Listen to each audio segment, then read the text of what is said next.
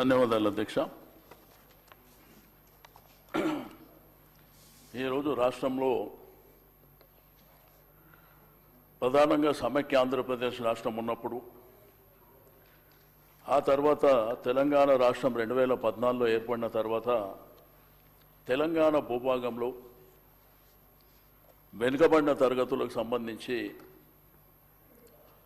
జనాభాలో 50% ఉన్నటువంటి వెనుకబడిన తరగతులు, అదేవిధంగా బహుజనుల అధ్యక్ష దళితులు కావచ్చు, గిరిజనులు కావచ్చు, మైనారిటీలు కావచ్చు, 100% జనాభా ఉన్నటువంటి ప్రజలు స్వాతంత్రం వచ్చి 75 సంవత్సరాలు అయినప్పటికీ ఇంకా అడుక్కున్న స్థాయిలో ఉండడం, ఇంకా మాకు రిజర్వేషన్లు కల్పించాలి, మాకు ప్రాతినిధ్యం కల్పించాలని మరి ప్రభుత్వాలని వేడుకోలు చేసేటువంటి పరిస్థితులు ఉండడం అనేది చాలా దురదృష్టకరమైనటువంటి విషయం అధ్యక్ష. ఎందుకంటే సంఖ్యాపరంగా జనాభా పరంగా 185% ఉన్నటువంటి మనం బట్ పరంపరగా కొనసాగుతుంది. బడ్జెట్ పద్దులు పెట్టినప్పుడు గౌరవ డిప్యూటీ చీఫ్ మినిస్టర్ గారు పదే పదే మాట్లాడుతుంటారు అధ్యక్ష, మాది అంకెల గారడి కాదు, మేమేదైతే బడ్జెట్లో పెట్టినామో అవి కంపల్సరీగా మేము ఇంప్లిమెంట్ చేస్తామని. అధ్యక్ష, కాంగ్రెస్ ప్రభుత్వం వచ్చిన తర్వాత 24-25 సంవత్సరం మొదటి సంవత్సరంలో 9,200 కోట్ల రూపాయలు బడ్జెట్లో పెడితే ఖర్చు పెట్టింది అధ్యక్ష 1,932 కోట్లు. అంటే అనౌన్స్ చేసిందంటే 20% కూడా పెట్టలేదు అధ్యక్ష. అదేవిధంగా 25-26 సంవత్సరంలో బడ్జెట్లో పెట్టింది 11,405 కోట్ల అధ్యక్ష, ఖర్చు పెట్టింది 3,000 కోట్లు. అంటే ఇదంతా మమ్మల్ని మోసం చేయడానికా? అంటే అనగారినటువంటి పేదవాళ్ళు అడగలేరనా? కామారెడ్డి డిక్లరేషన్ అధ్యక్ష ఆ రోజు పక్క రాష్ట్ర ముఖ్యమంత్రి గారు సిద్ధరామయ్య గారిని పిలిచి అలవిగానటువంటి హామీలన్నీ ఇచ్చి 42% రిజర్వేషన్ ఇస్తామని, కాంట్రాక్టులలో 42% ఇస్తామని, రాజకీయ ప్రాతినిధ్యంలో అవకాశాలు ఇస్తామని, బడ్జెట్ కూడా సంవత్సరానికి 20,000 కోట్ల రూపాయలు ఇస్తామని, దాంతోపాటు సబ్ ప్లాన్ ఇవన్నీ ఇంప్లిమెంట్ చేస్తామని చెప్పి మీరు అధికారంలోకి వచ్చారు. సరే, మా వాళ్ళు మోసపోయినరు, నమ్మినరు, ఓటేసినరు, మరి ఇప్పుడు బాధపడేటువంటి పరిస్థితిలో ఉన్నమాట వాస్తవం. అయితే 42% రిజర్వేషన్ విషయంలో కూడా అధ్యక్ష గతంలో అనేకమైనటువంటి ప్రభుత్వాలు సమైక్య ఆంధ్రప్రదేశ్ రాష్ట్రంలో కావచ్చు, తెలంగాణ రాష్ట్రంలో కావచ్చు తీర్మానాలు చేసి రాష్ట్రపతి గారికి పంపించి పార్లమెంట్లో మరి 9th షెడ్యూల్లో పెట్టాలనేటువంటిది అందరూ ముఖ్యమంత్రులు చేశారు. కానీ ఇక్కడ ఉన్నటువంటి కాంగ్రెస్ ప్రభుత్వం ఆ రోజు ఇదే శాసనసభలో ఆ తీర్మానం పెట్టినప్పుడు మా మిత్రులు పొన్నం ప్రభాకర్ గారు మనం అందరం యునానిమస్ సపోర్ట్ చేయాలంటే ఆ రోజు కూడా నేను మాట్లాడినా, చేస్తాం, మాకేం అభ్యంతరం లేదు అని యునానిమస్గా సపోర్ట్ చేసినప్పుడు ఇది 9th షెడ్యూల్లో అయితే తప్ప ఇది మనం తీర్మానం చేసి పంపించినంత మాత్రాన కాదు అంటే హరీబరీగా డిపార్ట్మెంట్ని పక్కన పెట్టి, మా బీసీ కమిషన్ని పక్కన పెట్టి డిపార్ట్మెంట్ ద్వారా జరగాలని, ఆ తర్వాత జీవోల ద్వారా జరగాలని, ఆర్డినెన్స్ ద్వారా జరగాలని హరీబరీ చేయడం, ఆ తర్వాత ఢిల్లీకి జంతర్ మంతర్ దగ్గరికి ప్రభుత్వంలో ఉన్నటువంటి ప్రముఖులు మా గౌరవ మంత్రులు కావచ్చు, శాసనసభ్యులు కావచ్చు, ఏకంగా ముఖ్యమంత్రి గారు కావచ్చు అక్కడ ధర్నా చేశారు అధ్యక్ష. మమ్మల్ని అప్పుడు ఒక డెలిగేషన్ ప్రైమ్ మినిస్టర్ దగ్గరికి తీసుకెళ్తామని చెప్పారు ఆల్ పార్టీ. అది జరగలే. జంతర్ మంతర్ దగ్గర ధర్నా చేసేటప్పుడు పార్లమెంట్ జరుగుతుంది అధ్యక్ష.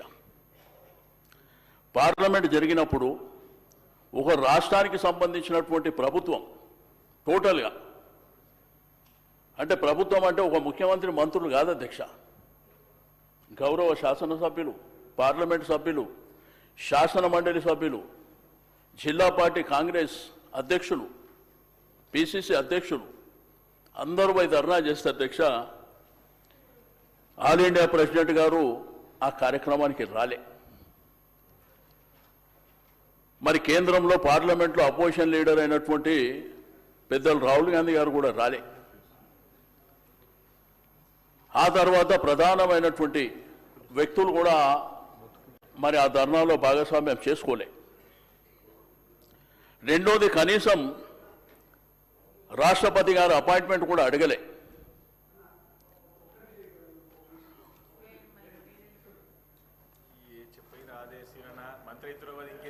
లేదు నేను డివేష్ మల్లన్న అధ్యక్ష నమస్కారాలు. నాకు ఈ అవకాశం కల్పించినందుకు ధన్యవాదాలు.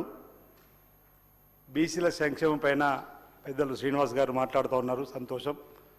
బీసీలకు సంబంధించిన అంశంలో మా పరిధిలో ఉన్నట్టు కామారెడ్డి డిక్లరేషన్లో 47% రాజకీయ విద్య ఉద్యోగాల్లో మాకు అవకాశం వచ్చిన తర్వాత చట్టాన్ని రూపొందిస్తాం, అవకాశాలు కల్పిస్తామని మాట చెప్పినాం. దానికి అనుగుణంగా చిత్తశుద్ధితో పనిచేసినాం. మీ అందరికీ కూడా తెలుసు. గౌరవ ముఖ్యమంత్రి రేవంత్ రెడ్డి గారు బీసీ బిడ్డ కాకున్నప్పటికీ వారు ఇచ్చినటువంటి ఆలోచన, కులగణన, ఆ తర్వాత ఇదే సభలో బీసీ సంక్షేమ శాఖ మాచులు పొన్నం ప్రభాకర్ గారు బిల్లును ప్రవేశపెట్టడం, సాటి బీసీ బిడ్డగా బిల్లును ఆమోదింపు చేసే విధంగా మీరందరూ కూడా మాట్లాడుతూ సపోర్ట్ చేశారు. ఇక్కడ భారతీయ జనతా పార్టీ కూడా మద్దతు చెప్పింది. అసెంబ్లీలో సై అంటున్నారు, లోక్సభకు వెళ్ళేవారు నై అంటున్నటువంటి పద్ధతిని కూడా చెప్పినాం. బీసీలకు నోటి కాడికి వచ్చిన బుక్క నెత్తగొడ్డదని కేంద్ర ప్రభుత్వం కోరే క్రమంలో ఇప్పుడు మీరే అంటున్నారు. జంతర్ మంతర్ దగ్గర గౌరవ ముఖ్యమంత్రితో పాటు గౌరవ మంత్రులు, ఉప ముఖ్యమంత్రి, ఎమ్మెల్యేలు, ఎమ్మెల్సీలు, ఎంపీలు ఆంధ్రం కూడా ధర్నా చేసినాం. మరొక మాట ఏమన్నారంటే, ఇప్పుడు అక్కడ ధర్నా చేసినప్పుడు ఎందుకు రాహుల్ గాంధీ గారు రాలేకపోయారు, ఆ అంశాలు నేను మాట్లాడే ప్రయత్నం చేస్తున్నా.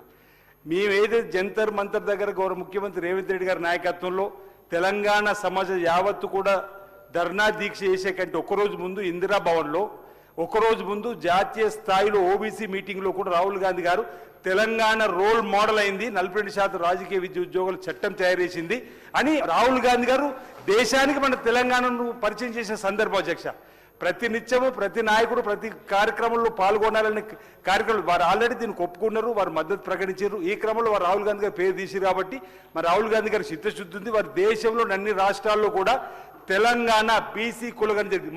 మన కులగణన జరిపిన తర్వాతనే ఈరోజు కేంద్ర ప్రభుత్వం కూడా జనాభా లెక్కలతో పాటు మీరు కులగణన చేయమని చెప్పి సుప్రీంకోర్టులో అఫిడవిట్ చేసినటువంటి భారతీయ జనతా పార్టీ కూడా దిగచ్చి రోజు కులగణన జరుగుతుంది అధ్యక్ష.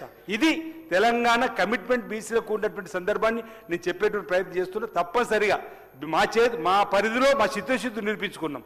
ఈరోజు ఆ రోజు కూడా మేము అడిగినాం బీఆర్ఎస్ పార్టీని, మీరు కూడా తెలంగాణ బీసీల పక్షాన రండి, జంతర్ మంతర్ దగ్గర మాతో పాటు కలిసి మన బీసీ సంక్షేమ సంఘాలను కూడా ధర్నేసినప్పుడు మమ్మల్ని ఆహ్వానించినప్పుడు వాళ్ళు కూడా ఆహ్వానించారు అధ్యక్ష. సరే మాతో రావడం వీలు కాకపోతే మీరన్నా ఒక టెంట్ వేసుకుని ఇంత జంతర్ మంతర్ కూర్చుంటే దాని ఎఫెక్ట్ వేరే ఉంటుందంటే ఆయన రానటువంటి సందర్భం. కాబట్టి ఈరోజు కాంగ్రెస్ పార్టీ బలహీన వర్గాలకు సంబంధించినటువంటి అంశంలో చిత్తశుద్ధితో పనిచేస్తుందని చెప్పేటువంటి ప్రయత్నం చేస్తున్నాను అధ్యక్ష. నేను భవిష్యత్తులో తప్పనిసరిగా ఈ 42% రాజకీయ రిజర్వేషన్ సాధించి తీర్థమన్నమాట. ఆ రోజు అన్నాం, ఒకవేళ కేంద్రంలో భారతీయ జనతా పార్టీ ఇవ్వకపోతే మేము అధికారులకు వచ్చిన కాదు ఇస్తాము, మా రాహుల్ గాంధీ గారు ప్రధానమంత్రి అయిన కానీ మాట కూడా చెప్పినటువంటి సందర్భం ఉంది. తప్పనిసరిగా మాకు విశ్వాసం, నమ్మకం ఉంది. ఈరోజు మన ఎన్నికల అధ్యక్ష పార్టీ పరంగా 55% ఇచ్చినాం. ఈరోజు మన బీసీలు కూడా అనేక జనరల్ స్థానాలలో సర్పంచులు గెలిచారు, మున్సిపల్ కౌన్సిల్ గెలిచారు, మున్సిపల్ చైర్మన్లు గెలిచారు. బీసీలు చేతవంతులు అయిన అధ్యక్ష. ఈయననే చెప్పేటువంటిది బీసీలకు జరుగుతున్నటువంటి అంశాలపైన చర్చ జరిపి ప్రభుత్వానికి సంబంధించి సూచనలు చేస్తే పర్వాలేదు, కానీ ఇందులోకి రాహుల్ గాంధీ గారి చిత్తశుద్ధిని తీసుకురావడం, మల్లికార్జున ఖర్గే గారి చిత్తశుద్ధి తీసుకురావడం తప్పు అనే మాటని చెప్తూ వారి దృష్టిలో ఉంది. మా ముఖ్యమంత్రి గారు వారి దృష్టిలో తీసుకుపోయి ఈ తెలంగాణ దేశానికి రోల్ మోడల్ అయింది అధ్యక్ష ఈ అంశంలో.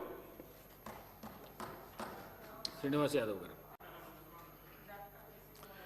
ఇంకా మన జాతి అడక తింటాము అంటే మనం చేసేది కూడా ఏం లేదు. అడక తిందామంటే అడక తిందాం, మాకేమో అభ్యంతరం లేదు. ఎందుకంటే నేను మీకు అనలేదు సార్, నేను వారికి అనలేదు, నేను వారికి అనలేదు. మన జాతి ఇంకా అడక తిందామంటే అడక తిందామని చెప్పినా కానీ మిమ్మల్ని అనలే. నేను బాధ ఉన్నది, బాధ ఉన్నది. ఒక్క నిమిషం సార్. అధ్యక్ష, సీతన్న గారికి ఇంత అపారమైన అనుభవం ఉంది. గతంలో కొన్ని సందర్భాల్లో వారు కూడా బీసీల పట్ల మాట్లాడిన కొన్ని క్లిప్స్ చూశాను నేను. అధ్యక్ష, ఇంతవరకు చెప్పిన మా సీనన్న సరే, ఇంకా మొత్తం చెప్పిన తర్వాత మనం దానికి క్లారిఫికేషన్ ఇద్దాం అనుకున్నాం. అంతలో మా సీనన్న చెప్పాడు. అధ్యక్ష, ఒకటి నాకు అర్థం కాని, నేను తమరి ద్వారా వాళ్ళ దగ్గర నాకు క్లియరెన్స్ తీసుకుందాం అనుకుంటున్నా, లేకుంటే ఈ హౌస్ ద్వారా తీసుకుందాం అనుకుంటున్నా. అధ్యక్ష, ఎప్పటి వరకైతే మనము అడగమో, ఆ త్రూ ప్రాపర్ ఛానల్ వెళ్ళమో, ఎప్పటి వరకైతే అసెంబ్లీలో తీర్మానం తీసుకొని ఆమోదం పొందిన తర్వాత, దీనికి మళ్ళా బీసీ కమిషన్ ఆమోదం పొందిన తర్వాత, డెడికేషన్ కమిషన్ ఆమోదం తెలిపిన తర్వాత దాన్ని తీసుకుపోయి సెంట్రల్ సెంట్రల్లో ఎవరైతే అధికారంలో వాళ్ళ దగ్గర పెట్టి షెడ్యూల్ లైన్లో దీన్ని చేర్చాల్సిన అవసరం ఉంది. ఇది ప్రతిసారి తెలియదా, మీకు తెలియదా కాదు, ఇది తెలుసు కాబట్టే ఈ కార్యక్రమాన్ని చేసామన్నమాట అన్నకు మీ ద్వారా గుర్తు చేస్తా ఉన్నా. అధ్యక్ష, మనం మన కాడ కూర్చుంటే ఏది జరగదు అధ్యక్ష. యాక్చువల్గా మా సోదరుడు మా విప్ గారు మాట్లాడుతూ రాహుల్ గాంధీ గారు రాని విషయాన్ని అన్న చెప్పిన ప్రశ్నకు జవాబు చెబుతూ, అధ్యక్ష, రాహుల్ గాంధీ గారి ఆడికి రావడం అనేది కాదు అధ్యక్ష, అసలు రాహుల్ గాంధీ గారి ఆలోచననే ఈ రాష్ట్రంలో ఎప్పుడైతే పాదయాత్ర దేశంలో చేస్తున్నప్పుడు 4250 కిలోమీటర్లు నడుస్తున్న సందర్భంలో వెనుకబడ్డ జాతుల్లో ఇంకా చాలా ఉపకులాలు అసెంబ్లీ కానీ పార్లమెంట్ కానీ కడప తొక్కలేదు. ఈ కార్యక్రమాన్ని ఖచ్చితంగా తీసుకుందామనే ఉద్దేశంతో ఆయన ఇచ్చిన స్లోగన్ ఉద్దేశ, ఈ దేశంలో వెనుకబడ్డ జాతుల్లో ఎంత ఉందో కౌంట్ చేయాలి, జిన్కి జితని ఆబాదీ హై ఉన్కో ఉత్నా హిస్సేదారీ మిల్నా చాహియే అనే స్లోగన్ ఇచ్చి, ఆ స్లోగన్ ద్వారా మా అందరి దాదాపు 10 times సబ్జెక్ట్ ని ఎక్స్ప్లెయిన్ చేసి, ఆయన తీసుకున్నటువంటి చొరవతోనే, ఆయన ఇచ్చిన ధైర్యంతోనే, ఆయన ఇచ్చిన ఆలోచన విధానంతోనే, అంతకంటే ముందు తాల్ కటోరా స్టేడియంలో జరిగినటువంటి సమావేశంలో 100% కాంగ్రెస్ పార్టీ ఎస్సీ ఎస్టీల పట్ల ఏ విధంగా అయితే కార్యక్రమాలు తీసుకున్నారో బీసీల పట్ల కూడా తీసుకునేది ఉండే. కొంత పొరపాటు జరిగిందని చెప్పి ఆ స్థాయి నాయకుడు మాట్లాడి మాకు మనోధైర్యాన్ని ఇచ్చి ఈ కార్యక్రమాన్ని పూనుకున్న సందర్భం అధ్యక్ష, ఎవరైనా సరే చట్టసభల్లో ఏర్పాటు చేసుకున్నటువంటి ఈ రిజర్వేషన్ ప్రక్రియ లేదా ఈ తీసుకున్న కార్యక్రమాన్ని చేసుకున్న తర్వాతనే మనము సెంట్రల్లో ఉన్నటువంటి గవర్నమెంట్ ఉన్నటువంటి భారతీయ జనతా పార్టీకి పంపించడం జరిగింది అధ్యక్ష. మేమేమంటున్నామంటే, ఈ కార్యక్రమాన్ని మాతో కలిసి నడవడానికి ఏదైనా ఇబ్బంది అయి ఉంటే, ఈ కార్యక్రమం ప్రతిసారి నీవు అక్కడి నుంచో నేను ఇక్కడి నుంచో కాదు, ఇదే వేదిక ద్వారా అందరినీ చేతులు జోడించి, కాళ్ళొక్కటే మొక్కలేదు, చేతులు జోడించి అన్ని పార్టీలలో ఉన్నటువంటి బీసీ నాయకత్వం అంతా ఏకతాటిపైకి వచ్చి ఈ ఆలోచన వచ్చినటువంటి ఈ విధానాన్ని సాధించుకునేంత వరకు సలహాలు సూచనలు పోరాటాల ప్రకారంగా ఏ కార్యక్రమం తీసుకున్నా కూడా చేసుకుందామని ప్రయత్నం చేశాం అధ్యక్ష. తప్పేముంది అధ్యక్ష? ఒకవేళ ఈ కార్యక్రమం చేయకపోతే అసలు మీకు ఆలోచన లేదు అనేటువంటి వాళ్ళు కాదా అధ్యక్ష? ఆలోచన ఉంది కాబట్టే మీ అందరి పర్సనల్ గా కూడా కలిసి ఆడడం జరిగిందని గుర్తు చేస్తూ, ఖచ్చితంగా ఇప్పటికీ పార్టీ బ్యాక్ స్టెప్ తీసుకోలేదు ఈ విషయంలో. 100% భారతీయ జనతా పార్టీ అధికారంలో ఈరోజు సెంట్రల్లో ఉంది. వారి మీద ఖచ్చితంగా ప్రెజర్ తీసుకొచ్చేందుకు అన్ని కార్యక్రమాలు కూడా తీసుకుంటున్నాం అధ్యక్ష. దీంట్లో మనమందరం కలిస్తేనే కానీ సాధ్యమవుతుంది అధ్యక్ష. ఆనాడు చెప్పాడు రాహుల్ గాంధీ గారు, ఖచ్చితంగా అందరం కలిసి ఈరోజు భారతీయ జనతా పార్టీ ఖచ్చితంగా బీసీల పక్షాన ఉంటుందా లేదా ఖచ్చితంగా నిర్ణయం తీసుకోవాల్సిన అవసరం ఉంది అని చెప్పిన తర్వాత ఏ మాదిరిగా అయితే తమిళనాడులో ఆ రోజు తమిళనాడులో కాంగ్రెస్ పార్టీ లేదు, అధికారం లేదు అధ్యక్ష. ఆ రోజు సెంట్రల్లో ఉన్నది కాంగ్రెస్ పార్టీ సెంట్రల్లో ఉన్నా కూడా ఖచ్చితంగా ఆ రాష్ట్ర అవసరాన్ని గుర్తించి షెడ్యూల్ 9లో పెట్టి ఏ విధంగా ఇచ్చారో ఈ రోజులో ఇచ్చాల్సిన అవసరం ఉండే, కానీ ఇవ్వలేదు అధ్యక్ష. దీన్ని మనం ఎట్లా ఇంకా స్ట్రాంగ్ కావాలి, ఎట్లా స్ట్రెంగ్తన్ కావాలి, ఎట్లా ఈ కార్యాచరణ తీసుకోవాలి, ఎట్లా ముందుకు పోవాలి, ఎట్లా సాధించాలి, నేను మా సేవలను కోరుతా ఉన్నా. ఇది అడుక్కోవడం మాత్రం కాదనే విషయాన్ని గుర్తు చేస్తా ఉన్నా. బరాబర్ చట్టసభల్లో అంబేద్కర్ గారు ఇచ్చినటువంటి రాజ్యాంగబద్ధంగా ఎన్నిక కాబట్టి మనమందరం కూడా ఏ అంబేద్కర్ గారు అయితే చిన్న రాష్ట్రాలు అయితే బాగుంటాయని చెప్పి ఎప్పుడో రాసిన సందర్భాన్ని ఎన్నోసారి గుర్తు చేసుకున్నాం. మనం ఖచ్చితంగా బీసీలకు సంబంధించిన వెనుకబడ్డ జాతికి సంబంధించిన రిజర్వేషన్ ప్రక్రియలో కూడా ఖచ్చితంగా సంఘటితమై పోరాటం చేయాల్సిన అవసరం ఉందన్న మాట గుర్తు చేస్తూ, ఒకవేళ నిజంగా అడుక్కునేటువంటి మాటనే ఏంటే ఖచ్చితంగా ఈ చట్టసభలో హైకోర్టు కానీ సుప్రీంకోర్టు దాకా వెళ్ళి కొట్లాడే వాళ్ళం కాదు అధ్యక్ష, అడుక్కుంటేనే కూర్చునే వాళ్ళం. ఎప్పుడైతే హైకోర్టులో ఇదే కాదు అని తేలిన తర్వాత షెడ్యూల్ 9లో వస్తేనే కానీ కాని తర్వాత బయటకు వచ్చి గేటు పడి చెప్పిన అధ్యక్ష. ఖచ్చితంగా మా ప్రయత్నంలో ఎలాంటి లోపము లేదు, మేము ప్రయత్న లోపం ఎక్కడ చేయలేదు. ఈ ఇచ్చిన మాటకు 42% రిజర్వేషన్ ప్రక్రియకు కట్టుబడే ఉంటాం. మేము ఇవ్వాల్సింది central government Bharatiya Janata party ఉంది కాబట్టి బీజేపీ ఇయ్యని పక్షాన రేపు మా మేనిఫెస్టో పెట్టుకుంటాం, రేపు మేము అధికారంలోకి వస్తాం. వచ్చినప్పుడైనా ఖచ్చితంగా బీసీలకు 42% రిజర్వేషన్ ప్రక్రియని ఖచ్చితంగా ఒప్పించే ప్రయత్నం చేసుకొని తీసుకుంటామన్న మాట గుర్తు చేస్తూ నా సోదరికి ఒక రిక్వెస్ట్ చేస్తా ఉన్నా. దయచేసి ఈ మాట మాట్లాడి అది కూడా అసెంబ్లీలో అడుక్కుందామా ఇంకేంటి అడుక్కోవడానికి లేదు అధ్యక్ష. ఖచ్చితంగా అంబేద్కర్ గారు ఇచ్చిన చట్ట ప్రకారంగా హక్కులను సాధించుకోవడానికి బరాబర్ రికాజుగా పార్టీలో ఉండుకుంటూ కూడా పార్టీలో మంత్రులమై ఉండి కూడా ఖచ్చితంగా విప్లవమై ఉండి ఎమ్మెల్యేమై ఉండి కూడా ఖచ్చితంగా 42% రిజర్వేషన్ కోసం గలబెత్తి మాట్లాడతాం, కొట్లాడతాం, నిలదీస్తాం, సాధించుకునేంత వరకు పోరాటం చేస్తామని తెలియజేస్తూ ఆ పోరాటానికి మీ మద్దతు కూడా మాకు అవసరం ఉంది. మరొకసారి ఈ వేదిక ద్వారా మా సీనియర్ని లేదా భాజపాలో ఉన్నటువంటి బీసీ నాయకత్వాన్ని అందరినీ ఎంఐఎంని సిపిఐ పార్టీ అందరినీ కోరుతా ఉన్నాం అధ్యక్ష. తెలంగాణకు రోల్ మోడల్ అయింది. ఈరోజు తెలంగాణలో తీసుకున్న నిర్ణయం యావత్ భారతదేశంలో ఏ విధంగా అయితే జరగాలంటే దాని కులగణన చేయడానికి ఈ రోజు సెంట్రల్ గవర్నమెంట్ ముందుకు వచ్చిందన్న మాట మరొకసారి గుర్తు చేస్తూ మన హక్కుల కోసం మనం పోరాటం చేయాల్సిన అవసరం ఉంది. ఏది ఊకే రాదు అధ్యక్ష, ఖచ్చితంగా పోరాటం చేస్తే వస్తుందన్న మాట మరొకసారి గుర్తు చేస్తూ ముగిస్తా ఉన్నా. జై హింద్, జై కాంగ్రెస్, జై బీసీ. శ్రీనివాస్ యాదవ్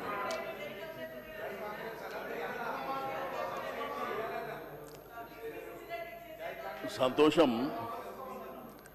అధ్యక్ష. నేను చెప్పేది దేశానికి స్వాతంత్రం వచ్చి 75 సంవత్సరాలు అయింది. ఇది చేయాలనుకున్నప్పుడు ఈ దేశానికి స్వాతంత్రం తెచ్చిందే మేమన్న వాళ్ళు, ఈ దేశాన్ని 55-60 సంవత్సరాలు పరిపాలన చేసిన వాళ్ళు, ఓకే మాట్లాడదామంటే మాట్లాడదాం, నాకేం అభ్యంతరం లేదు. రేపు మేము అధికారంలోకి మీరు రిజర్వేషన్ల కోసం అడిగే రోజులు కూడా వస్తాయి. అది గుర్తుపెట్టుకోండి. మా అన్నలు ఇద్దరు గొప్పగా చెప్పారు, ఇది 9th షెడ్యూల్లో పెట్టాలి అంటే ఏదో కొత్తగా ఈత నేర్పించినట్టు 9th షెడ్యూల్లో పెట్టాలని మేము చెప్పేది కాదు, చరిత్ర చెప్తుంది. హైకోర్టు జడ్జిమెంట్లు, సుప్రీంకోర్టు జడ్జిమెంట్లు ఉన్నాయి, అవి పక్కన పెడదాం. మరి ఈ రాష్ట్రంలో ఉన్నటువంటి మేజర్ కమ్యూనిటీలో మున్నూరు కాపు కులం ఉంది, మా గుల్ల కుర్మలు ఉన్నారు. మరి వారి ప్రాతినిధ్యం ఏమైంది అధ్యక్ష? దానికి కూడా 9th షెడ్యూల్ పెట్టాలా? 9th షెడ్యూల్ పెట్టాలా? మరి 20,000 కోట్లు బడ్జెట్లో పెడతామని చెప్పారు కదా, మరి సంవత్సరానికి 20,000 కోట్ల బడ్జెట్ పెట్టి 1,932 కోట్లు ఫస్ట్ ఇయర్ ఖర్చు పెట్టిండ్రు. మరి దాన్ని ఎవరు చెప్పాలి? ఫీజు రియంబర్స్మెంట్ మళ్ళీ బకాయిలు ఉన్నాయి. రెండోది విదేశీ విద్య. ఆ రోజు కేసీఆర్ గారు ప్రవేశపెట్టినటువంటి ఓర్సి చదువులు ఒక స్టూడెంట్కి 20 లక్షలు ఇచ్చేది ఎవరు చేయాలి? రెండోది అధ్యక్ష, చరిత్ర చెప్తే చెరిగిపోదు. ఇక్కడ ప్రధానంగా సమైక్య ఆంధ్రప్రదేశ్ రాష్ట్రం ఉన్నప్పుడు అధ్యక్ష 2 ప్రభుత్వాలు వాళ్ళు 10 సంవత్సరాలలో ఖర్చు పెట్టింది బీసీల మీద 120 కోట్ల రూపాయలు. రెండోది ఇంకొక పార్టీ ప్రభుత్వంలోకి వచ్చినప్పుడు 16,000 కోట్ల రూపాయలు ఖర్చు పెట్టారు 10 ఏళ్ళకు.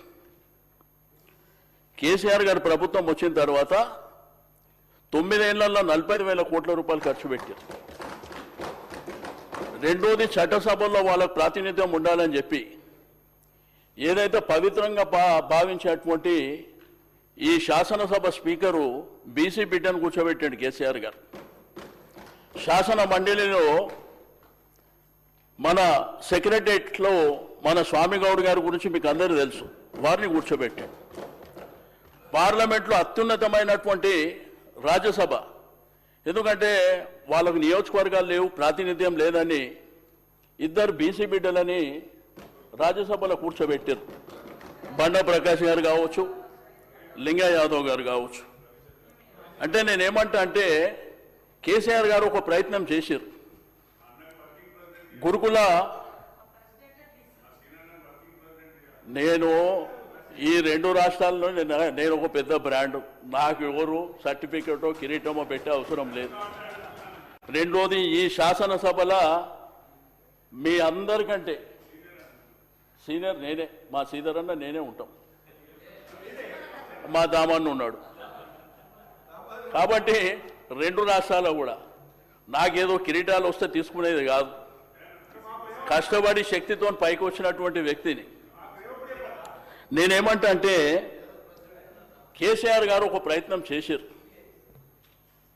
రాష్ట్రంలో విద్య ఉపాధి అవకాశాలు ఉండాలని వారు గురుకుల పాఠశాలలు 19 ఉంటే 327 వరకు తీసుకెళ్ళారు. ఇంజనీరింగ్ కాలేజీలు పెట్టిర్రు, డిగ్రీ కాలేజీలు పెట్టిర్రు, మెడికల్ కాలేజీలు పెట్టిర్రు, లా కాలేజీలు పెట్టిర్రు, మహిళా కాలేజీ కూడా పెట్టిర్రు. వారి దగ్గర ఒక 4,311 మందికి ఉద్యోగాలు కూడా ఇచ్చారు. రెండోది గ్రామీణ ఆర్థిక వ్యవస్థ బలోపేతం కావాలని మరి అనేకమైనటువంటి సంక్షేమ కార్యక్రమాలకు కూడా వారు శ్రీకారం చుట్టారు. నేను అడిగేది ఏంటంటే కామారెడ్డి డిక్లరేషన్లో మీకు ఇది తెలియకనా? ఆల్ ఇండియా కాంగ్రెస్ పార్టీ చరిత్ర 140 సంవత్సరాలని చెప్తారు కదా, ఇది మనం భారతదేశంలో అధికారంలో లేము అని తెలిసి కూడా మీరు ఎవరిని మోసం చేయడానికి పెట్టిన అనేదే కదా నేను అడిగేది. సరే, కాంట్రాక్టులల్లా బీసీలకు 42% రిజర్వేషన్ ఇస్తారని చెప్పారు. రెండోది సీనన్న మాట్లాడితే ఏం చెప్పిండంటే లోకల్ బాడీస్లా పార్టీ పరంగా ఎవరు ఇచ్చే అవసరం లేదు, గడిచిన 10-15 సంవత్సరాల నుంచి 65% లోకల్ బాడీలో ఉంటుందే బీసీలు, అది ఎవరు చెప్పే అవసరం లేదు. కానీ మొదటిసారి చరిత్రలో జనరల్ సీట్లలో బీసీలు గెలిచిందంటే ఇది దేనికి సంకేతం పోతుందో ఒకసారి గుర్తుపెట్టుకోవాల్సినటువంటి అవసరం ఉన్నది. దయచేసి నేను కోరేదల్లా, మీకు రిక్వెస్ట్ చేసేదల్లా, మేము ఈ సమాజంలో అగ్రభాగాన ఉన్నటువంటి వాళ్ళం.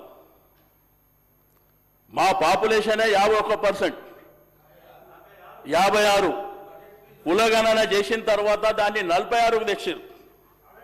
మీరు మైనార్టీలను కలిపి పెట్టారు, అది మీరు చూసుకోండి ఒకసారి.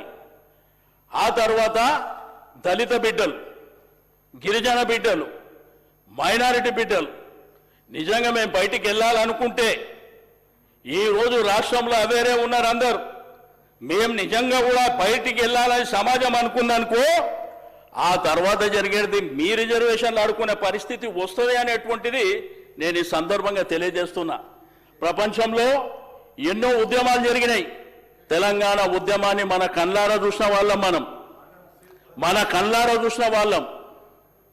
కానీ నీతి నిజాయితీగా బతకాలనేటువంటి సంకల్పం ఉన్న వాళ్ళం. నమ్మించి మోసం చేయకండి, గొంతు కోయకండి. మీరు ఏదైతే చేస్తామంటున్నారో అది చేయండి. అదేమో 9th షెడ్యూల్లో జరగదు. మీరు బీజేపీ వాళ్ళని ఎందుకు అన్నారంటే వాళ్ళు హామీ ఇయ్యలే, మీరిచ్చారు. తెలిసి కావాలని మోసం చేయాలని మీరు హామీ ఇచ్చారు. భూసాని కమిషన్ వేసిర్రు, భూసాని కమిషన్ వేసిర్రు, టేబుల్ చేసిర్రా, పబ్లిక్ డొమైన్లో పెట్టినరా, పబ్లిక్ డొమైన్లో పెట్టినరా, పెట్టలే. ఈ విధంగా ఎవడన్నా మాట్లాడుతుంటే అవి ఇవ్వండి అధ్యక్ష, అవకాశం నాకేం అభ్యంతరం లేదు. నేను ఎవరిని విమర్శించడానికో ఎవరిని టార్గెట్ చేయడానికో నేను చెప్తలేను, మాట్లాడమన్నాడు, నాకు అభ్యంతరం లేదు. మంత్రి గారు, పెద్దలు, గౌరవనీయులు, సీనియర్ నాయకులు చాలాసార్లు మంత్రిగా కూడా పనిచేశారు వివిధ రాజకీయ పార్టీలలో. మరి ఎప్పుడైనా మీరు ఎందుకు ఎత్తలేదు అధ్యక్ష? సరే, 100 సంవత్సరాల నుంచి ఇది జరగలేదు, కానీ మా రాహుల్ గాంధీ గారు చిత్తశుద్ధితో సరే గతంలో జరిగింది చేసి చూపించాలని ఆయన భారత్ జోడో యాత్ర తర్వాత ప్రజలతో చాలా ఇంటరాక్షన్ చేసి మరి ప్రజలతో అనుబంధంతో ప్రజలు వ్యక్తం చేసిన అన్నీ కూడా అసమానతలను అర్థం చేసుకొని జిత్నా ఆబాది ఇత్నా ఇస్సేదారి అనే ఒక గొప్ప నినాదంతో బయటికి రావడం జరిగింది అధ్యక్ష. మీరు అధికారం లేకున్నా ఎట్లా ఇచ్చిరని అంటున్నారు. మా ఎమ్మెల్యే ఎలక్షన్ల తర్వాత నెక్స్ట్ ఎంపీ ఎలక్షన్లు అయినాయి సార్. మేము అధికారంలోకి వస్తామని అనుకున్నాం. అదేవిధంగా అక్కడ బీసీ ప్రధానమంత్రిగా, బీసీ అని చెప్పుకునేటువంటి వ్యక్తి ప్రధానమంత్రిగా కూడా ఉన్నాడు సార్. ఖచ్చితంగా అవుతుందని ఆశతోటి, ఆలోచనతోటి, ఆశయంతో ఒక డిమాండ్ పెట్టుకొని ఒక లక్ష్యంతో ముందుకు వచ్చాం తప్ప మోసం చేయాలని కాదు సార్ అధ్యక్ష. మరి వీళ్ళు ఒక ప్రాంతీయ పార్టీగా ఉంటూ ఎప్పుడూ కూడా నేషనల్ పార్టీగా కాదు. అలాంటప్పుడు మరి మైనార్టీలకు 12% రిజర్వేషన్ ఇస్తామని 10 ఏళ్లలో ఇవ్వకుండా మోసం చేసి మేము ఇక్కడ తీర్మానం చేసినాం, సెంట్రల్ పంపించినామని చేతులు దులిపేశారు అధ్యక్ష. మరి ఇది కాదా అధ్యక్ష మోసం? ఇది కాదా అధ్యక్ష? కానీ వాళ్ళు ఎన్ని మాట్లాడడం, ఇవాళ కులగణన చేసినాము, మొత్తం అంత డాటా అంతా తీసిండ్రు, కేంద్రం దగ్గర పంపించారు, ఇటు గవర్నర్ గారి ద్వారా రాష్ట్రపతి గారి దగ్గరికి వెళ్ళింది, అక్కడ ఉందని మీకు తెలుసు. మనం అందరం ఎట్లా సక్సెస్ అయిదాము, దాన్ని ఎట్లా సాధించుకున్నాం అని కాకుండా మా చిత్తశుద్ధిని కూడా ఓకే లాస్ట్ కొన్ని సంవత్సరాలు జరగలేదు. ఇప్పుడు మా రాహుల్ గాంధీ గారు నూతనంగా ఆలోచించి తన ఆలోచన శక్తితోటి మొట్టమొదటిసారి ఈ తెలంగాణలో చేయించిండు. అన్ని రాష్ట్రాల్లో కూడా అది చేయాలని వారు డిమాండ్ చేసిర్రు. దాని ఆధారంగా ఖచ్చితంగా కేంద్ర ప్రభుత్వం ఆ దిశగా అడుగులేస్తుందని ఆశిస్తా ఉన్నాం. మీరు మా చేసిన దాన్ని కూడా తిట్టడం అయితే ఇది కరెక్ట్ కాదు అధ్యక్ష. మనం అందరం ఐక్యమై సాధించుకుందాం అనే ఉద్దేశంతో సభని అడ్రస్ చేస్తే బాగుంటుందని కోరుతా ఉన్నా అధ్యక్ష. అధ్యక్ష, మా అక్క మాట్లాడితే నాకు అభ్యంతరం లేదు. వారు చెప్పారు రాహుల్ గాంధీ ఆశయాలు, జిత్నే ఆబాది. సరే, దేశంలో జిత్నే ఆబాది పక్కన పెట్టాక మన దగ్గర అయితే ఆబాది ఉంది కదా, మీకు అధికారం వచ్చింది కదా, బీసీ సబ్ ప్లాన్ పెట్టనీకే 9th షెడ్యూల్ పోవాలా? బీసీ సబ్ ప్లాన్ పెట్టనీకే 9th షెడ్యూల్ పోవాలన్నా చెప్పండి మీరే. 20,000 కోట్ల బడ్జెట్ కోసం లేదు, మా మా నాయకులకు మంత్రి పదవి ఇవ్వనీకి కూడా 9th షెడ్యూల్ పోవాలా? కాంట్రాక్ట్ 42% మీరే చెప్పింది. నేనేమి అధ్యక్ష, కామారెడ్డి డిక్లరేషన్లో చెప్పింది మా గిరిజన బిడ్డలు వాళ్ళకు కూడా ప్రాతినిధ్యం మీకు ఇచ్చిండ్రు, ఇంకొకరికి అవకాశం ఇవ్వాలి కదా.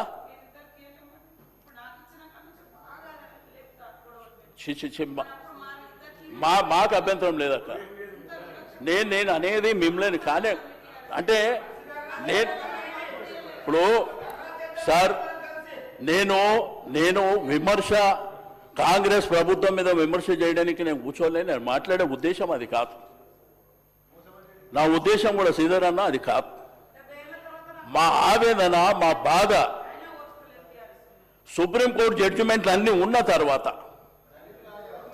అది చెల్లదని తెలిసిన తర్వాత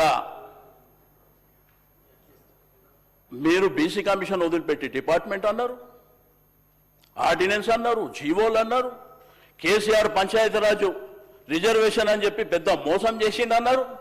ఆయన మనకు వచ్చేది 42%, 34కి అని చెప్పారు. మీరు పోటీ చేసినప్పుడు 18-19% పోటీ చేయవలసి వచ్చింది. కాబట్టి నా బాధల్లో అధ్యక్ష, ఇంకా ఎప్పటిదాకా మాకు ఇది చేయండి, మాకు అది చేయండి, మా పరిస్థితి ఏంది అని ఎప్పటిదాకా అడుక్కోవాలని మా బాధ. డాక్టర్ బిఆర్ అంబేద్కర్ గారు రాసినటువంటి రాజ్యాంగం ప్రకారం మా హక్కుల కోసం మేము పోరాటం చేయవలసినటువంటి సందర్భాలు ఉన్నాయి. మీరు ఎట్లా నమ్మవలికిందంటే బీసీల కోసం పోరాటం చేసే ఆర్ కృష్ణయ్య గారు, జాజుల శ్రీనివాస్ గారు, అదేవిధంగా ఎర్ర సత్యనారాయణ గారు, కృష్ణ, మా రాజారాం యాదవ్, వాళ్ళు కూడా బోల్తా పడిపోయారు అధ్యక్ష. ఇది నిజమే అనుకొని సన్మానం చేయనీకి వేరు 30 ఏళ్ళ నుంచి పోరాటం చేస్తారు. అదే జస్టిస్ ఈశ్వరయ్య గారు, చిరంజీవులు గారు ఇది సచ్చినా జరగదని ఘంటాపదంగా చెప్పారు. ఆ తర్వాత రియలైజేషన్ జరిగింది. నేను అడుగుతా, సరే అధికారం, రాజకీయాలు, లేదంటే వాళ్ళు చేయాలని వీళ్ళు చేయాలని మమ్మల్ని యునానిమస్గా ప్రభాకర్ అన్న చెప్పిండు, మేము ఇట్లా బిల్లు పెడుతున్నాం, మేము సపోర్ట్ చేయాలి, 100% చేస్తామని చేసినాం. కానీ ఆ రోజు ఇది జరగదని చెప్పినాం. కులగణన చేసినామంటే ఈ నిండు శాసనసభలో ముఖ్యమంత్రి గారు 16 లక్షల మందిది చేయలేదని చెప్పి అఫీషియల్గా చెప్పాడు. అవన్నీ ఎట్లా చెల్లుబాటు అవుతాయి? మా రాజకీయ ప్రాధాన్యం ఏది? మాకు ఇస్తా అన్నటువంటి కాంట్రాక్ట్లు ఏవి? మరి మన బిడ్డలకు సంబంధించినటువంటి అధికారం వచ్చింది, సంతోషం. కానీ ఒక మేజర్ కమ్యూనిటీలకు సంబంధించినటువంటి ఒకవైపున యాదవులు, కురుమలు, మునుడు కాపులు, గిరిజన బిడ్డలు, వాళ్ళ ప్రాతినిధ్యం ఉండాలనేది కదా మేము కోరుకుంటుంది. 2.5 సంవత్సరాలు ఏందాక ఖాళీ పెట్టిర్రు మంత్రి పదవులు. వాళ్ళు ఇస్తే సంతోషపడి మా జనాభా కోసం, మా అణగారిన బిడ్డల కోసం పోరాటం చేస్తారు కదా. డిప్యూటీ సీఎం గారు, ఫైనాన్స్ మినిస్టర్ గారు చెప్తారు, మాది అంకల గారడి కాదు, పేదవాళ్ళ కోసం మేము చేస్తుంది. మరి బడ్జెట్లో మీరు పెట్టింది ఎంత? ఫస్ట్ ఇయర్ పెట్టిరు 9,000 కోట్లు, ఖర్చు పెట్టింది 1,932 కోట్లు. మరి దీన్ని ఏమనాలి? బీసీ స్లప్ అని ఎక్కడ పోయింది? కాబట్టి దయచేసి నేను పెద్దలు శ్రీధర్ అన్నకు, మా శ్రీధర్ అన్నకు, ప్రభాకర్ అన్నకు, మా సీతక్కకు చెప్తున్నా, మీరు క్యాబినెట్లో మాట్లాడండి, ముఖ్యమంత్రి గారితో మాట్లాడి మా బిడ్డలు ఎదగాలి. మీరు ఇచ్చిన హామీ కదా, మేము కొత్తగా అడుగుతుంది ఏం లేదు.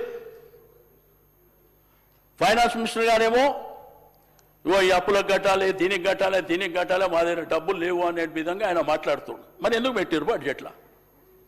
2,000 కోట్లు పెడితే 2,000 కోట్లే పెట్టు. ఎందుకు మమ్మల్ని మోసం చేస్తున్నారు? ఎస్సీ సబ్ ప్లాన్ పెట్టిండ్రు, అది పూర్తి స్థాయిలో ఖర్చు పెడతలేరు. గిరిజనులకు సబ్ ప్లాన్ పెడతామన్నారు. మరి ఎందుకు అంటే అధికారం వచ్చింది, చేయాలి కదా. అదేవిధంగా ఫీజు రియంబర్స్మెంట్ కూడా అధ్యక్ష బాధపడుతున్నారు పిల్లలు. ఓవర్సీస్ స్కాలర్షిప్ వాళ్ళు ఇక్కడ చదివే వాళ్ళు కాదు, విదేశాల్లో చదువుకునేటువంటి పిల్లలు. ఈరోజు ఆత్మగౌరవ భవనాలని ఆ రోజు క్యాబినెట్లో మేమందరం ఉండి కొంతమంది అబ్జెక్షన్ చేశారు. హైదరాబాద్లో ఆత్మగౌరవ భవనాలకు కులాల పరంగా ఇస్తే అంత కాసుని జాగిస్తారా, ఎక్కడనో జిల్లాలలో ఇవ్వండి అని చెప్పి ఆ రోజు కొంతమంది చెప్తే ఆనాటి ముఖ్యమంత్రి గారు కేసీఆర్ గారు ఒప్పుకోలే. కోకాపేట్ల అప్పటికే 120 కోట్లకు ఎకరం ఉన్నటువంటి స్థలాన్ని ఇస్తా అని చెప్పిండు ఆయన. కొంతమంది చెప్పారు ఇవి మన కాస్ట్లీ భూములు ఇండస్ట్రీస్ కోసం, లేదంటే ప్రభుత్వాల అవసరాల కోసం వాడుకోవాలంటే నథింగ్ డూయింగ్, ఇక్కడనే ఇస్తాం. ఎందుకంటే తెలంగాణ రాష్ట్రం తెచ్చుకున్నామే అందుకని చెప్పారు వారు ఒక ప్రయత్నం చేశారు. పూర్తి స్థాయిలో అన్ని జరిగినాయి నేను చెప్పాను, ఓ ప్రయత్నం చేశారు బీసీలు ఎదగాలని. 6,000 మంది పిల్లలు చదువుకుంటే 2 లక్షల మంది పిల్లలు చదువుకోనికి 1,25,000 రూపాయలు ప్రతి స్టూడెంట్ కనుక ఖర్చు పెట్టి మన పిల్లలు ప్రపంచంలో చదువుకోవాలంటే 20 లక్షల రూపాయలతో పాటు ఫ్లైట్ టికెట్ కూడా ఇచ్చినటువంటిది. ఈరోజు ప్రభాకర్ అన్న అడుగుతున్నారు, ఆయనేమో మేము ఇప్పుడు ఇస్తాం తెస్తామని చెప్పి ఇక ఆయన చెప్పే పరిస్థితి లేక చెప్తుండే తప్ప వేరేదేం లేదు అధ్యక్ష.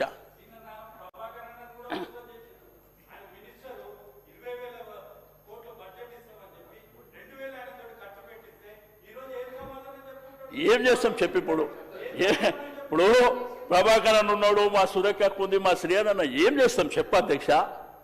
మాకు ఇంకా ఒక భయం, గ్రామాలలో భయపడేటువంటి పరిస్థితులు ఇంకా ఉన్నాయి మాకు. మాకేందంటే ఆ వాతావరణం, ఆ రాజకీయాలలో ఎదగాలంటే ఎన్ని దక్కి ముక్కీలు తిని తిని తిని ఒక స్థాయికి వచ్చినాము, మళ్ళా తొక్కేసారేమో అనేటువంటి భయం. కానీ నేను ఒకటి మాత్రం నిండు శాసనసభలో చెప్తున్నా, ఈ ప్రపంచంలో అనేకమైనటువంటి సార్ గౌరవనీయులు సీనియర్లు సార్ అనేక సభలు చూసిండ్రు. బలహీన వర్గాలకు సంబంధించిన అంశంలో రాహుల్ గాంధీ గారు ఇంతకుముందే మా సహచరులు శ్రీహరి గారు చెప్పడం జరిగింది అధ్యక్ష. చరిత్రలో తప్పిదాలు జరుగుతాయి, దాన్ని సవరణ చేసుకోవాల్సిన బాధ్యత కూడా మా పైన ఉందని విశాలమైన హృదయంతో రాహుల్ గాంధీ గారు చరిత్రలో, నిజంగానే చెప్తా ఉన్నాం సార్, ఏ నాయకుడు కూడా వెనుకకు పోయి చెప్పాడు, చరిత్రలో తప్పు జరిగింది దాన్ని సవరణ చేస్తామని ముందుకొచ్చిన మహానాయకుడు సార్ రాహుల్ గాంధీ గారు. బలహీన వర్గాల పక్షాన నిలబడ్డ వ్యక్తి, జాతీయ స్థాయిలో ఆ స్థాయిలో ఉండి బలహీన వర్గాల గురించి మాట్లాడిన వ్యక్తి, ఏకైక వ్యక్తి రాహుల్ గాంధీ గారు. అది మీరు గమనించాలి. ఇంటెంట్ మా ప్రభుత్వానికి రాజకీయం చేయాలదలుచుకోలేదు అధ్యక్ష. మేము ఈరోజు కూడా చెప్తా ఉన్నాము, రాహుల్ గాంధీ గారి ఆలోచన విధానాన్ని అమలు చేసే ఒక ప్రయత్నం, ఓ పోరాటం చేయాలి. ఆ క్రమంలోనే ముందుకు నడవాలని ముఖ్యమంత్రి రేవంత్ రెడ్డి గారి నాయకత్వంలో, వారు ఉన్నత వర్గానికి సంబంధించిన వారైనా కానీ ఈరోజు అందరి బలహీన వర్గాలకు సంబంధించిన మా నాయకత్వం ఉంది ఇక్కడ. భయాందోళనతో ఎవరు లేరు అధ్యక్ష. పెద్దలు శ్రీనివాస్ యాదవ్ గారు చెప్పినట్టు మా పొన్నం ప్రభాకర్ గారు ఎన్ఎస్యుఐ, యూత్ కాంగ్రెస్, అదేవిధంగా సీనియర్ కాంగ్రెస్లో పోరాటం చేసిన వ్యక్తి. ఆయన ఎవరికి భయపడడు. మా శ్రీహరి గారు సర్పంచ్గా, జెడ్పీటీసీగా ఆయన వివిధ స్థాయిలో నిలబడి అందరి గురించి పోరాటం చేసిన వ్యక్తి. కొండా సురేఖ గారి గురించి కూడా తెలుసు. బలహీన వర్గాలకు సంబంధించిన మా నాయకులందరూ కూడా ఈరోజు మాట్లాడి శక్తి గల ఉన్న నాయకులు అధ్యక్ష. ఎక్కడ కూడా ఎవరు భయపడే ప్రసక్తి కూడా లేదు వారు. ఈరోజు మేము చెప్తా ఉన్నాం, అంత నాయకత్వం ఉంది మా దగ్గర అధ్యక్ష. మేము అడుగుతా ఉన్నాం అధ్యక్ష, వారు ఒక్కరో ఇద్దరో ముగ్గురో మా మంత్రులకు సంబంధించిన ఎక్కడైతే ఇంకా అవకాశం ఉందో వారిని నింపాలంటున్నారు. తప్పులేదు అధ్యక్ష, అది కూడా మాట్లాడినరు, ఇది కూడా మాట్లాడినరు కేటీఆర్ గారు. ఈరోజు మేము అడుగుతా ఉన్నాం, పోరాటం చేస్తున్నప్పుడు పోరాటంలో మేము కూడా వచ్చి కలుస్తాం అని బీజేపీ వారు కేంద్రంలో ఉంటే వారికి వ్యతిరేకంగా పోరాటం చేయాలని మేము ఢిల్లీలో పోరాటం చేస్తే కలిసి రండి అంటే రాలేదు. బీజేపీ వాళ్ళతో భయపడ్డారో మాకు తెలియదు. సరే రాలేకపోయారు. ఈరోజు మేము ఏం పోరాటం చేస్తున్నాం అధ్యక్ష? ఈరోజు డెడికేటెడ్ కమిషన్ ద్వారా ప్రక్రియను మొదలుపెట్టుకొని ముందుకు నడవండి అని కోర్టు జడ్జిమెంట్లకు అనుగుణంగా ఒక ప్రయత్నం చేసినాం.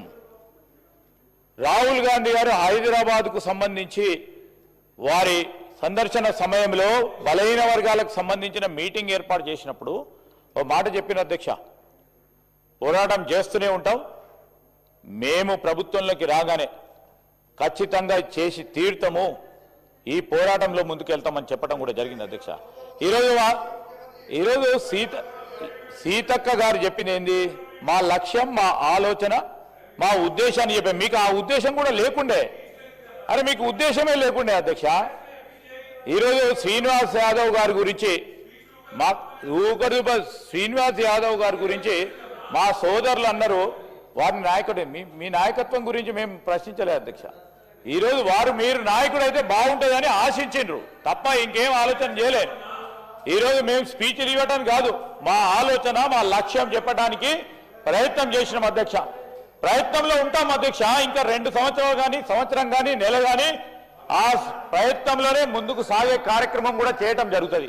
రాహుల్ గాంధీ గారు అదేవిధంగా పార్లమెంట్ సభ్యులు సార్, ఈరోజు రాహుల్ గాంధీ గారు మా కాంగ్రెస్ పార్టీకి సంబంధించిన పార్లమెంట్ సభ్యులు, ఇండియా కూటమికి సంబంధించిన పార్లమెంట్ సభ్యులు కూడా రాష్ట్రపతి దగ్గరికి వెళ్ళి ఈ బలహీన వర్గాలకు సంబంధించిన రిజర్వేషన్ గురించి కూడా ప్రయత్నం చేసిన అధ్యక్ష. ఈరోజు మేము చెప్తా ఉన్నాం అధ్యక్ష, పోరాటంలో కలిసి రమ్మంటే మా శ్రీనివాసరావు గారు ఇటు అటు తిప్పి మేము చేస్తా ఉన్న ప్రయత్నానికి నీరుగార్చే ప్రయత్నం చేయొద్దని మేము కోరుతా ఉన్నాం అధ్యక్ష.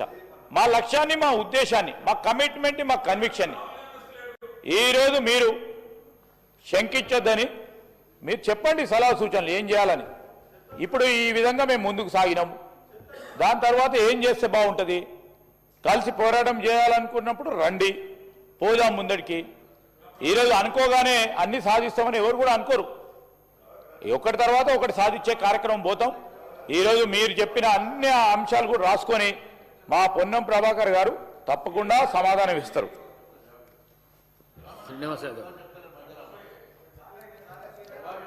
అధ్యక్ష, నేను రాహుల్ గాంధీ గారిని తప్పుపట్టలేదు అధ్యక్ష. నేను అడిగిన దానిలో శ్రీధరన్న 2 నిమిషాలు కూర్చోవి. శ్రీధరన్న చెప్పిండు సార్, నేను రాహుల్ గాంధీ గారిని తప్పుపట్టలేదు సార్. రాహుల్ గాంధీ గారికి ఆలోచన విధానం ఉండొచ్చు, దాన్ని నేను వ్యతిరేకించలే. ఆ రోజు ఢిల్లీలో జరిగినటువంటి రెండోది కులగణన ప్రాసెస్, శ్రీధరన్న నీకంటే ఈ శాసనసభలో ఎక్కువ ఎవరికి తెలియదు. బీసీ కమిషన్ వదిలిపెట్టి డిపార్ట్మెంట్కి ఇచ్చి దాన్ని అనేకమైనటువంటి తప్పిదాలు జరిగినటువంటిది కూడా మీరు చూసారు. భూసాని కమిషన్ అని ఇప్పటి వరకు పబ్లిక్ డొమైన్లో లేదు అధ్యక్ష. రెండోది నేను అడిగినదల్లా జంతర్ మంతర్ దగ్గర మీరు పెట్టినప్పుడు, అంతకుముందు ఈ శాసనసభలో ముఖ్యమంత్రి గారు ఆల్ పార్టీ డెలిగేషన్ నేను తీసుకుపోతా అన్నది మీరు హౌస్ రికార్డులో ఉంది, వారు తీసుకెళ్ళలే. మీరేదైతే జంతర్ మంతర్ ధర్నా అని చెప్పినరో మమ్మల్ని ఇన్వైట్ చేయలే. మీరు క్యాబినెట్లో కూర్చున్నప్పుడు ఒక నిర్ణయం తీసుకుంటారు, నేను టీవీలో పేపర్లో చూసింది, మాకెవరు ఇన్వైట్ చేయలే. అచ్చా పోనీ అప్పటికి శ్రీయానన్న మంత్రి కాలేదనుకుంటా, ప్రభాకర్ అన్న ఉన్నాడు, మమ్మల్ని ఇన్వైట్ చేసిర్రా?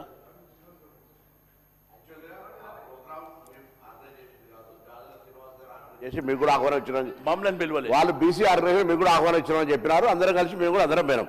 సెకండ్ టైం ప్రోగ్రామ్ మాది, first time program backward class organizations వాళ్ళు చేసినటువంటి దాంట్లో స్పష్టత మాకు సంబంధం లేదు, మాకు ఆ విషయం తెలియదు. కాంగ్రెస్ పార్టీ ఆధ్వర్యంలో గౌరవ ముఖ్యమంత్రి గారు ఆర్గనైజ్ చేసి మంత్రులు, శాసనసభ్యులు, పార్లమెంట్ సభ్యులు అందరు కలిసి పోయినరు కాబట్టి మీరు చేసిండ్రు అనేది మా బలమైనటువంటి అభిప్రాయం. కానీ అక్కడ పార్లమెంట్ జరుగుతుంది, మీరు పోయినప్పుడు రాష్ట్రపతి గారు అపాయింట్మెంట్ ఎందుకు ఇవ్వలేదు, ఎందుకు అడగలేదు? రెండోది ఉండనన్నా చెప్పనేంటి, పర్లేదన్నా పర్లే. అక్కడ ధర్నా జరుగుతున్నప్పుడు విశాల హృదయం ఉన్నటువంటి రాహుల్ గాంధీ గారు ఎందుకు రాలేదు అనేటువంటి అడిగిన మనకు ఏఐసిసి అధ్యక్షులు మల్లికార్జున్ ఖర్గే గారు ఎందుకు రాలే? మీకు పార్లమెంట్లో ప్రైవేట్ మెంబర్ బిల్లు పెట్టే అధికారం మీకు ఉంది. 170-180 మంది ఇండియా అలయన్స్కు సంబంధించినటువంటి పార్లమెంట్ సభ్యులు ఉన్నారు. ఒక గంభీరమైనటువంటి కార్యక్రమాన్ని మీరు ఒక ప్రభుత్వంగా ఢిల్లీకి వచ్చి అక్కడ జంతర్ మంతర్ దగ్గర ధర్నా చేసినప్పుడు ఎందుకు భాగస్వామ్యం కాలేదనే ఆవేదన చెప్తున్నాం. తప్పేముంది? మా శ్రీధరన్న చెప్పిండు, శ్రీధరన్న బలవంతుడు, మా సీనన్న, మా ప్రభాకర్ అన్న. నేను వాళ్ళను ఉద్దేశించి చెప్పలే సార్. మా వాళ్ళు ఇంకా గ్రామాలల్లా కింది స్థాయిలో వీళ్ళ జోలికి పోతే ఏమవుతుందో అనేటువంటి ఒక భయానకం, రాజకీయాల్లో పైకి రాలేక. బట్ సందర్భం వస్తుంది, మాతోని రిజర్వేషన్లు అడిగే సందర్భం కూడా వస్తుంది. అది చరిత్ర చెప్తుంది, అది ఇవాళ రేపా భవిష్యత్ అనేది నిర్ణయించుకుందాం. కానీ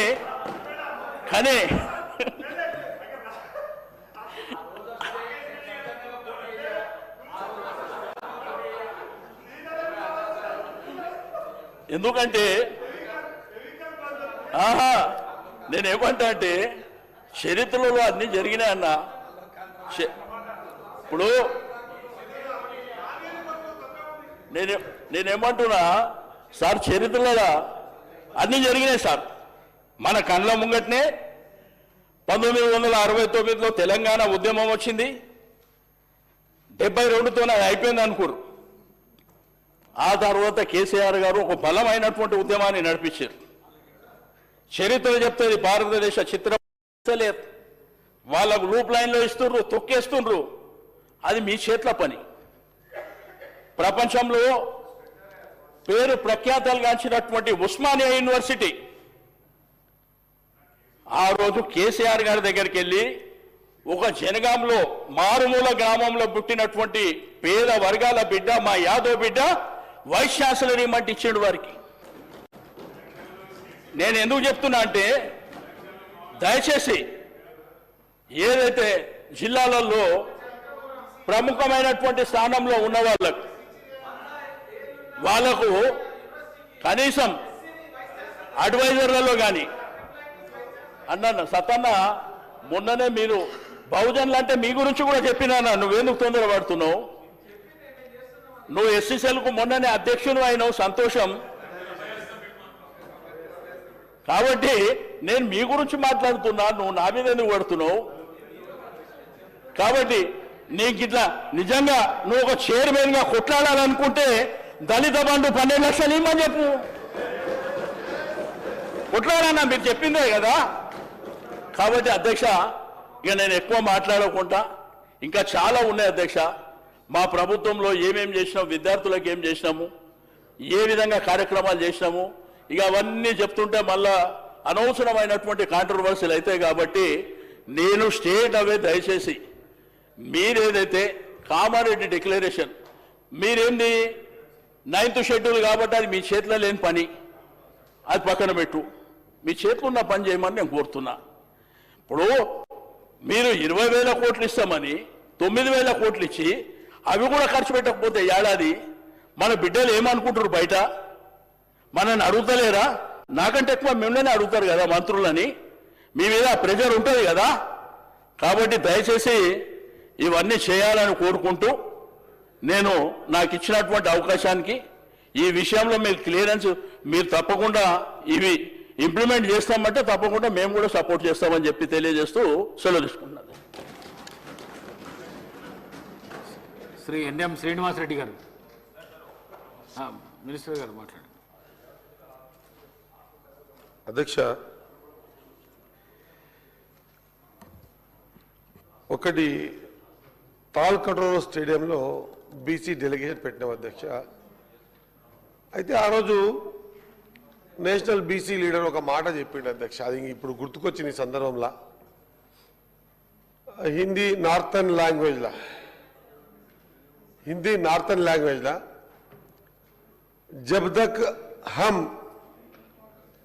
जब तक हम पिछड़े रह जाएंगे बिछड़े అని. బీసీలలో ఫ్రాంక్గా చెప్పాలంటే అధ్యక్ష, మా తలసాని సీదన్న చాలా మంచిగా చెప్పిండు. నేను నిజంగా కూడా అప్రిషియేట్ చేస్తాం, తప్పేం కాదు. ఈరోజు వాస్తవం కూడా మేము మొదటిసారి వచ్చినాం అధ్యక్ష. సరే ఎమ్మెల్యేలు కాదేం, కానీ నేను వార్డు కౌన్సిలర్కి ఎంత వచ్చిన అధ్యక్ష. వార్డు కౌన్సిలర్ చేసిన, సర్పంచ్ చేసిన, MPTC, MPP, ZPTC, flow leader, జిల్లా అధ్యక్షుడు, ఎమ్మెల్యే, ఇప్పుడు మంత్రి అయిన అధ్యక్ష. నిజంగా అన్న మాట్లాడుకుంటే ఒక మాట అయితే నిజంగా చెప్పిండు అధ్యక్ష. ఏందని, ఈ స్థానంలో వచ్చి కూర్చోవడానికి బ్యాక్వర్డ్ క్యాస్ట్లలో ఎంత నరకం ఉంటుందో అన్న కూడా అనుభవం ఉంది, అన్నకుంది, నాకుంది.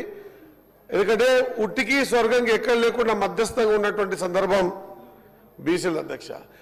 నేను ఇదే అంటున్నా మా సీనన్న, ఒకవేళ గత 10 సంవత్సరాల అధికారంలో మీరు ఉన్నప్పుడు గింతనే మాట్లాడే అవకాశం మీకు ఇచ్చిర్రా సీనన్న? నిజం మాట్లాడుకుందాం, ఎక్కడ క్రిటిసైజ్ చేస్తా నేను. గత 10 సంవత్సరాల అధికారంలో ఉన్నప్పుడు గింతనైనా మా సింధనకు మాట్లాడే అవకాశం ఇచ్చిర్రా? లేదన్నా. ఒక్కసారి నేను కూడా ఉన్నా రాజకీయాలన్నా, నేనేమో కొత్తగా రాలేదు, నేను రాజకీయాల్లో ఉన్నా. ఒక్కసారి మాట్లాడే అధికారం ఇయ్యలే.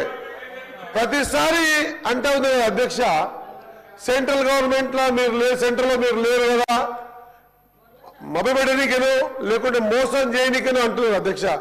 మభ్యపెట్టడం మోసం చేయడం కాదు అధ్యక్ష, మన హక్కుల కోసం మనం పోరాటం చేయడానికి కావాల్సిన ప్రక్రియను ఏర్పాటు చేసుకున్నాం. ఆ రోజు తమిళనాడులో ఉన్నటువంటి జయలలిత గారు డిఎంకే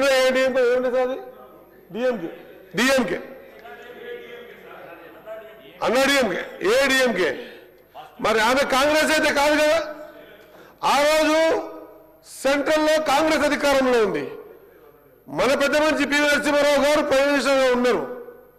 ఆమె ఆ రోజు ఈ విధంగానే ఆలోచన చేసి ఉంటే మనం సెంట్రల్లో లేం కదా, మనకెందుకు ఇస్తారులే, అడగొద్దని అడగకుండా ఉండి ఉంటే సాధ్యమవుతుండేనా అధ్యక్ష? ఆమె తమ రాష్ట్రానికి కావాల్సినటువంటి వెనుకబడ్డ జాతుల కోసం ఖచ్చితంగా ఏదైతే ప్రక్రియ ఇప్పుడు మనం చేశామో ఆ ప్రక్రియ చేసి షెడ్యూల్ 9 లో పెట్టమని ఆమె ఒక పార్టీ, సెంట్రల్ లో కాంగ్రెస్ పార్టీ.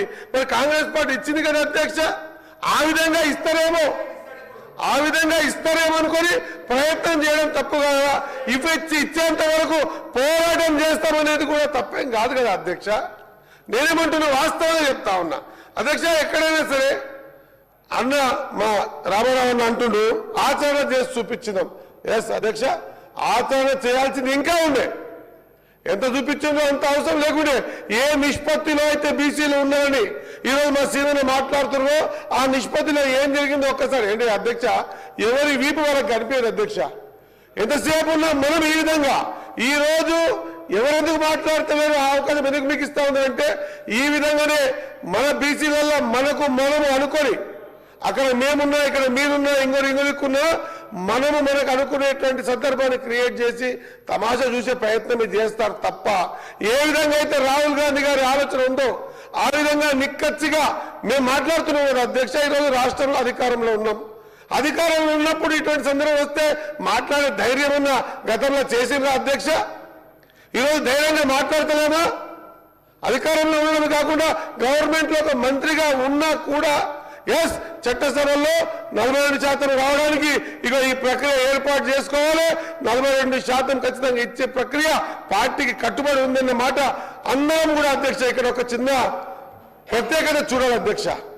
ఢిల్లీలో జంతర్ మంతర్ దగ్గర కూర్చున్నప్పుడు బీసీలం ఒక్కటే పోలేదు అధ్యక్ష, పార్టీకించి బీసీలం ఒక్కటే పోయొచ్చ. ఎస్సీలు బీసీలు మైనార్టీలు అగ్రవర్ణాలు అందరం కూడా పోయి అక్కడ కూర్చొని ధర్నా చేసిన అధ్యక్ష. ప్రతిసారి అదొక్క మాటనే ఏంది, ఖచ్చితంగా రాహుల్ గాంధీ గారు ఎందుకు రాలే, అట్ ద సేమ్ టైం మన ఖర్గే గారు ఎందుకు రాలే అధ్యక్ష?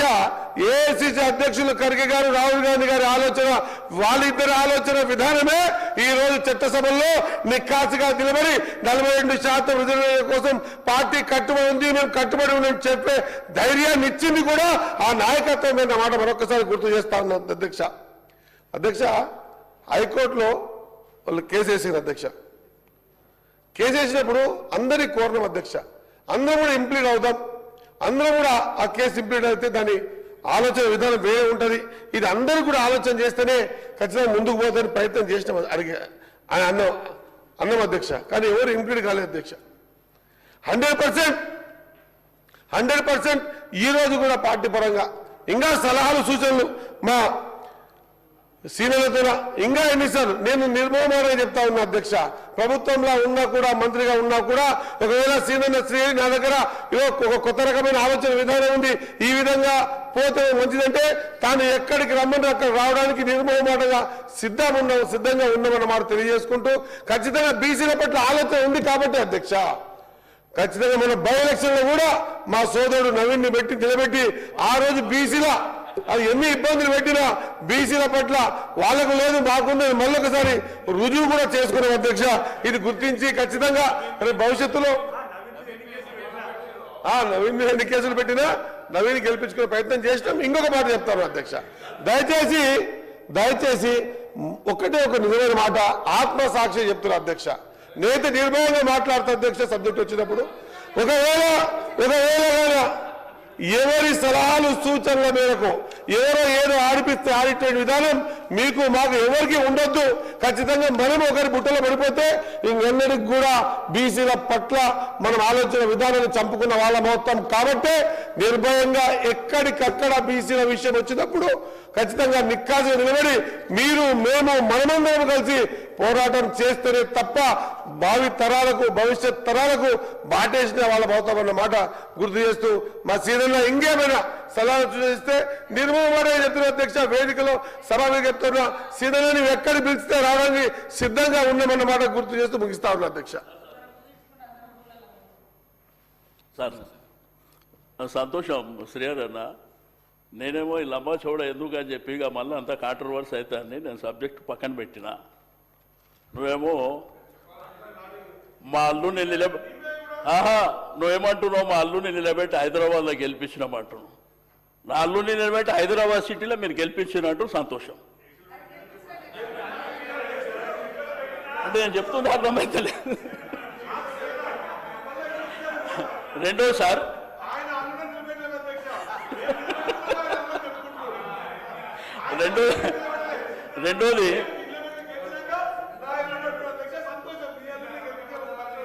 రెండోది సార్ నేను శ్రీధరన్న కూడా చెప్పినా మీకు కూడా చెప్పింది సార్. సరే ఎందుకు నాకు అవకాశం ఇచ్చారు థ్యాంక్స్ అని చెప్పి నేను కూర్చున్నా అన్న. మళ్ళా పాత విషయాలకే పోతుండు ఇంప్లీట్గా అమ్మన్నా అవి జడ్జిమెంట్లు ఉన్నాయి అధ్యక్ష. 50% కంటే మించి ఉంటే అవి చెల్లవు అని చెప్పి సుప్రీంకోర్టు జడ్జిమెంట్లు హైకోర్టు జడ్జిమెంట్లు ఉన్నాయి. ఎవరు ఇంప్లీట్ అయినా జరగదు. జయలలిత గారు 69% అప్పుడు పివి నరసింహారావు గారికి ఆ రాష్ట్రంలో ఆ సంఖ్య అవసరం ఉండే. కాబట్టి ఆమె ధైర్యంగా నిలబడి నా సంఖ్య ఇది క్లియర్ చేస్తే నేను సపోర్ట్ చేస్తా అంటే అది జరిగింది, అక్కడ జరిగినటువంటిది. కాబట్టి దయచేసి నేను ఏమంటే ఇంకా విమర్శ ప్రతి విమర్శ నాకు నాకు అట్లా కాదు. హైదరాబాద్ సిటీలో ఉండి 6 సార్లు గెలిచినోని నీకు స్వేచ్ఛ ఉండేనా అని మాట్లాడితే నేను ఏం చెప్పాలి? నీకు చిన్న పిల్లగా అన్నా లే అన్నా. మీరు గుర్తుపెట్టుకోండి, నేను కాంట్రవర్సీ చేయదలుచుకోలే. మీకు స్వేచ్ఛ ఉండేనా? నాకెంత స్వేచ్ఛ ఉండే, మా వాళ్ళకి ఎంత స్వేచ్ఛ ఉండే మాకు అందరికీ తెలుసు. కాబట్టి 9 సంవత్సరాలలో అద్భుతాలు చేసినాం. కాబట్టి దయచేసి నేను 9th షెడ్యూల్ పక్కన పెట్టండి. అది జరిగేటప్పుడు జరుగుతుంది, పోరాటం చేస్తాం, బలమైనటువంటి ఉద్యమాన్ని కూడా నిర్మిస్తాం, అది వేరే విషయం. కానీ మీ చేతిలో ఉన్న పని మాత్రం మీరు చేయండి. వచ్చే క్యాబినెట్ ఎక్స్పెన్షన్లో ఆ మిగిలినవి ఆ బీసీలకి ఆ మంత్రి పదవులు ఇవ్వండి.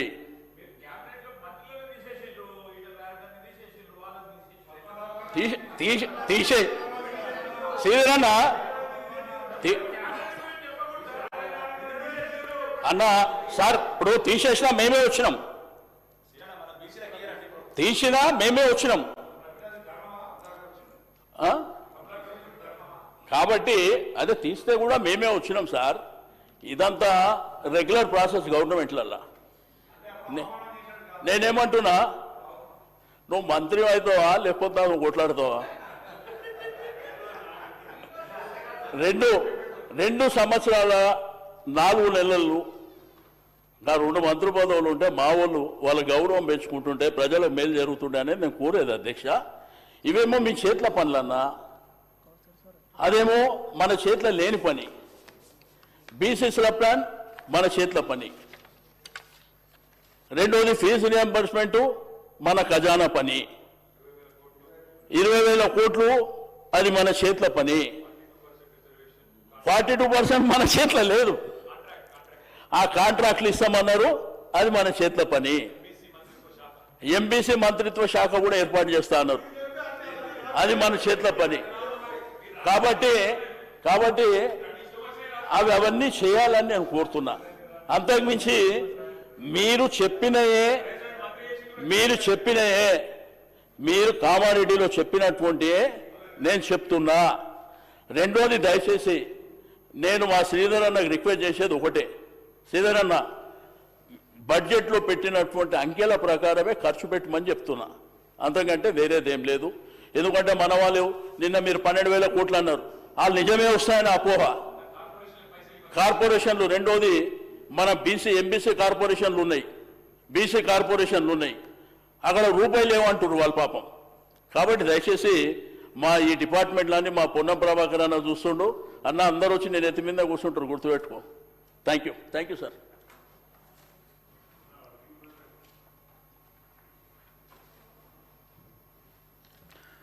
ధన్యవాదాలు అధ్యక్ష.